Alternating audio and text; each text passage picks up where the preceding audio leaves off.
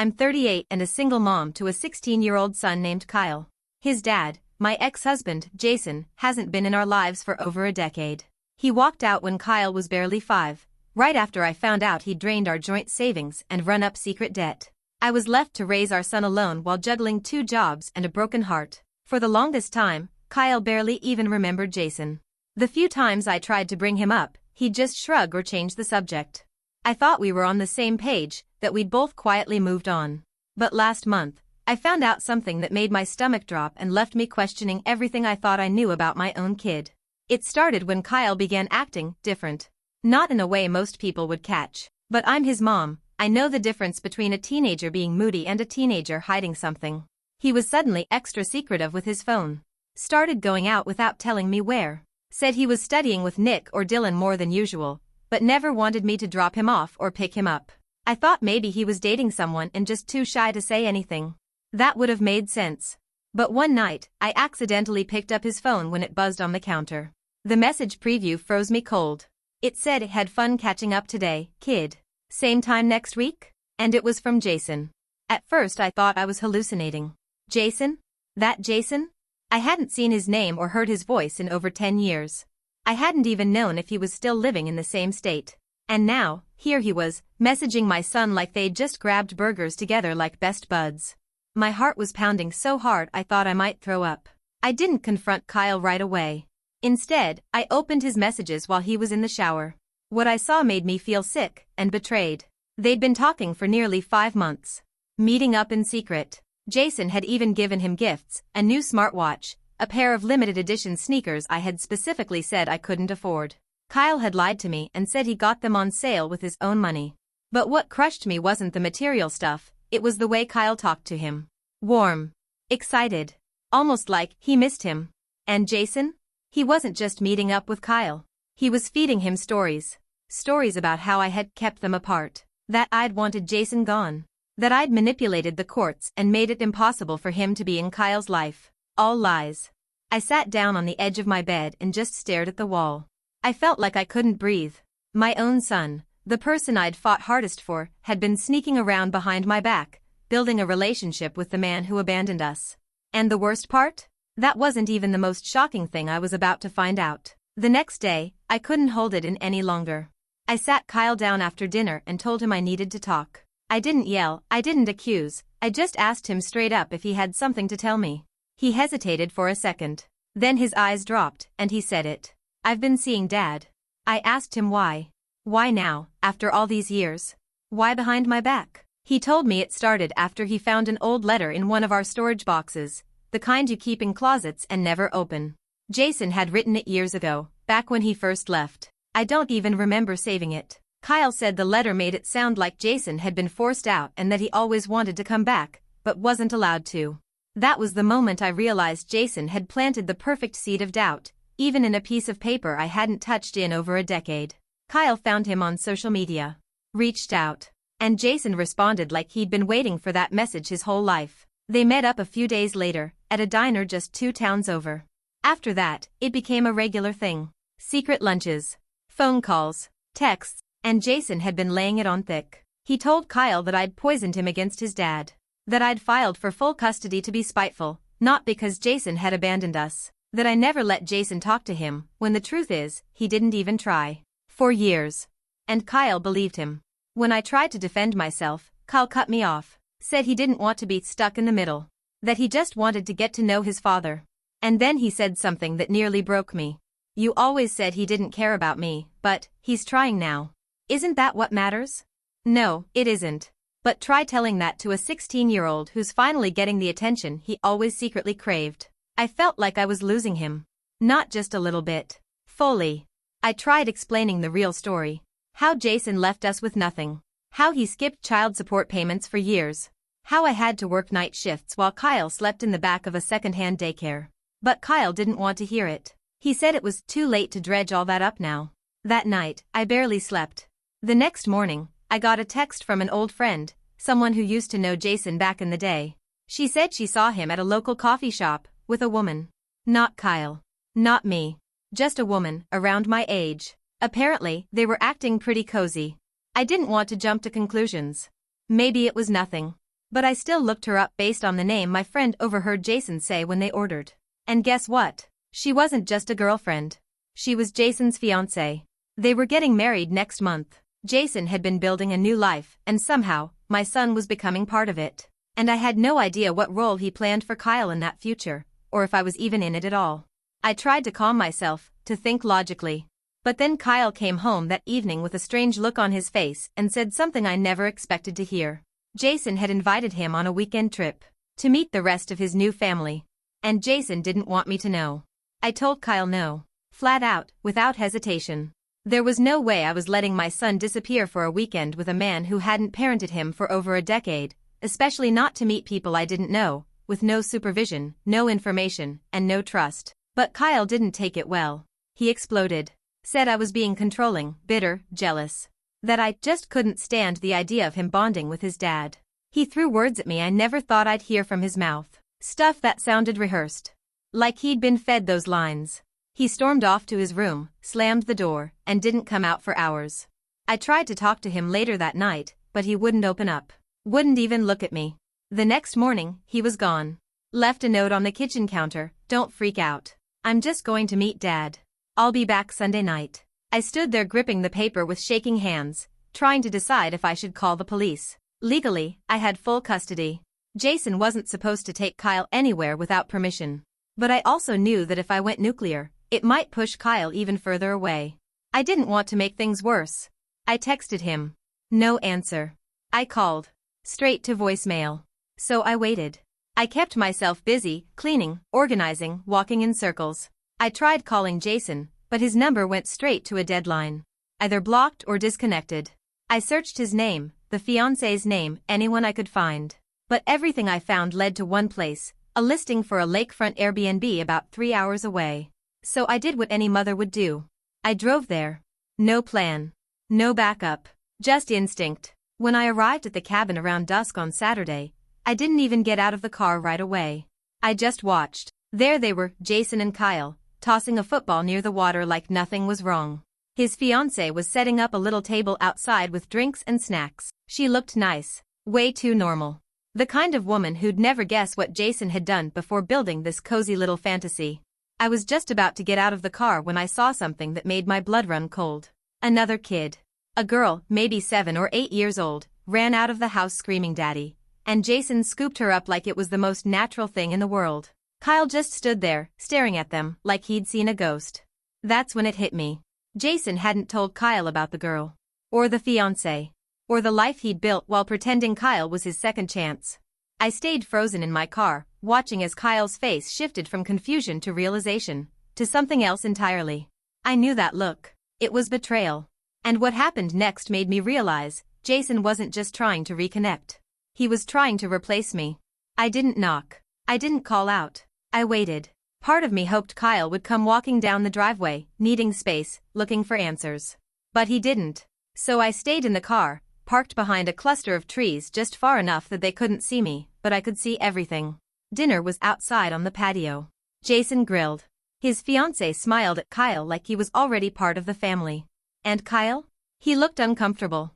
Out of place. He wasn't eating much, just kind of pushing food around his plate while Jason kept patting him on the back and laughing too loud. Then the little girl, Jason's daughter, I guess, ran up to Kyle and called him my new big brother. My chest tightened. That moment, it was like watching someone else raise my child. Like I'd handed over 16 years of memories, sacrifices, tears, and birthday cakes, for them to just slide him into some fantasy family he didn't even know existed until a few hours ago. And the worst part? Jason looked happy. Like genuinely, blissfully happy. Like none of what he did to us ever happened. I wanted to scream. To run down there and drag Kyle back to the car. But I didn't. Because just as I was about to step out and confront them, I saw Jason pull Kyle aside. They walked away from the table, toward the dock. It was quiet, dark, the water still. I cracked my window just enough to hear snippets. Jason was trying to convince Kyle to move in. Not just for a few weekends. Permanently. He said his fiancée had agreed. That Kyle could finish the school year there. That he'd finally have a real home. And then Jason said the line that made everything snap into focus. "Your mom's good, but she's been holding you back, don't you think?" That was it. I got out of the car and started walking. Calm at first. Then faster. Jason saw me first. His eyes widened. He didn't speak. But Kyle? He looked like he'd seen a ghost. I didn't scream. I didn't cry. I just said his name, once. And it must have been the way I said it, or the fact that I was there at all, but something in him cracked. He walked past Jason, didn't even look back, and came straight to me. We didn't talk. We didn't need to. We just got in the car and drove. But not before I saw Jason's face. And I swear, for a second, he looked like a man who'd just lost everything he thought he'd stolen. We didn't speak the entire ride home. Kyle stared out the window like the road might offer him an answer. I could feel the tension in his jaw, the way his hands fidgeted in his lap. He wasn't just embarrassed. He wasn't just confused. He was angry. At Jason. At me. At himself. Probably all of it. When we got home, he went straight to his room. I stood in the hallway, not sure if I should follow. I didn't. Something told me to give him space. But just before his door closed, he stopped and asked me one question. Did you know he had another kid? I told him the truth. No. He shut the door without another word. That night, I lay in bed replaying everything. The letter Kyle found. The messages. The secret meetings. Jason's new family. I couldn't figure out what his endgame was. Was it guilt? Was it some midlife crisis fantasy where he patched things up with his son and played the role of a reformed father? Or was it something worse? I didn't have to wonder long. Because the next morning, I got a text from a number I didn't recognize. You had no right to show up like that. You're toxic. Kyle deserves better. It was Jason. 2 minutes later, another message came through, this one from his fiancée. You embarrassed my family. If Kyle's going to be part of our lives, there needs to be boundaries. You're clearly not stable. That one made my hands shake. They weren't just trying to include Kyle. They were trying to cut me out. I blocked both numbers. But I screenshotted the messages first. Because I knew this wasn't over. And I was right. That afternoon, Kyle got an email, one of those official-looking ones. I watched him read it at the kitchen table. His expression shifted from confusion, to shock, to hurt. He handed me the phone. It was from a lawyer. Jason was filing for visitation rights. He wanted shared custody. After 16 years of silence, he wanted the courts to say he deserved to have Kyle, weekends, holidays, even partial summers. Like none of the damage mattered. Like the decade he vanished could be erased with a signature. Kyle looked at me and asked if I was going to fight it. I didn't even blink. I already am. I thought the custody petition was the lowest Jason could go. I was wrong. The next few days, things started to feel off. Kyle's teachers emailed me asking why his father was suddenly listed as an emergency contact. One of the neighbors, someone I barely speak to, stopped me on the sidewalk and asked if everything was okay at home. Then came the call from my boss. She said someone had emailed Human Resources claiming I'd left my son home alone for days, that I had emotional problems, and that Child Protective Services should be involved. The message was anonymous, but I didn't need to be a detective to know where it came from. Jason wasn't trying to co-parent. He was trying to paint me as unfit. And he wasn't being subtle about it. He updated his social media with a caption that made me sick. Reconnecting with my son after 16 years. Never too late to rescue someone from a toxic environment. People ate it up. Old acquaintances messaged him, congratulating him for stepping up. Some even commented on Kyle's photos, telling him how lucky he was to have his dad back. Meanwhile, I was losing sleep, fielding emails from the school, and quietly panicking every time my phone rang. I wanted to shield Kyle from it all, but he wasn't stupid. He saw what was happening. And then, one night, he walked into the living room holding his phone. He said Jason had sent him a message. Your mom's trying to turn you against me. Don't let her. You're old enough to choose who to live with. I could see it in Kyle's face. The fear. The confusion. The shame. And that's when I realized the truth. Jason wasn't fighting for custody because he wanted to be a father. He was doing it because he wanted to win. This wasn't about Kyle. It was about control, power, ego. And he was using Kyle as the prize. That night, I sat my son down and told him everything. No sugarcoating. No protecting. The financial mess. The cheating. The abandonment. I showed him old emails, court records, even the bounce checks from when Jason promised to send support and never did. Kyle didn't say anything for a long time. But then he did. So, he lied to both of us. I nodded. And for the first time since this nightmare started, Kyle came over and hugged me. It wasn't just a thank you. It was a line drawn in the sand. A week after Kyle and I had that talk, I thought maybe, just maybe, we were past the worst of it. He was still quiet, still sorting through everything, but the tension between us had started to fade. He stopped texting Jason, deleted the contact from his phone, said he needed time. I didn't push. I wanted to believe it was over. But then came the birthday. Kyle's 17th. I'd planned a small get-together. Just a few friends, nothing huge. He said he didn't want a big deal this year, which didn't surprise me. After everything, I figured he just wanted normal. He seemed okay that morning. We had pancakes, he opened a couple of gifts. I even let him skip school. I was just happy to see him smile again, even if it was small. Then around noon, the doorbell rang. There was no knock, no text, no warning. I opened the door and there was Jason, standing there with a gift bag in one hand and a birthday cake in the other, smiling like he hadn't torn our lives apart just weeks earlier.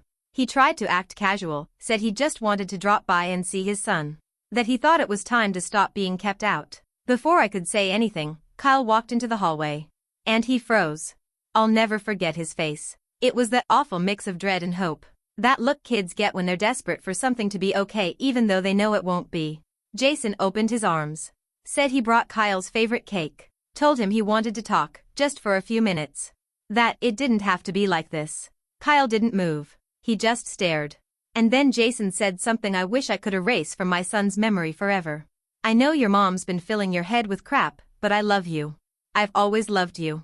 If you come with me now, we can fix this. It wasn't a birthday visit. It was a test, an ambush. And Kyle cracked. He didn't yell. He didn't scream. He just looked at Jason and said, quietly, "You lied. Again." And then he walked straight back to his room and slammed the door. Jason stood there stunned, trying to play it off. He set the cake down on the porch like some peace offering. Said, "Tell him I'm not giving up." I didn't say a word. Just shut the door in his face. And when I checked on Kyle a few minutes later, he wasn't angry. He was crying. Not loud. Not dramatic. Just sitting on the edge of his bed, holding an old photo of him and Jason from when he was 5, like he didn't know who was in it anymore. And that hurt more than anything Jason had ever done to me.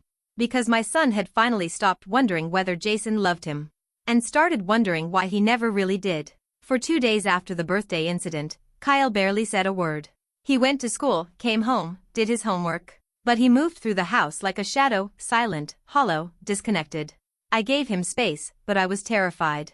Not because I thought he'd go back to Jason, but because I knew something inside him had cracked. Then, on the third night, he came into the kitchen while I was making tea. He looked exhausted, like someone twice his age.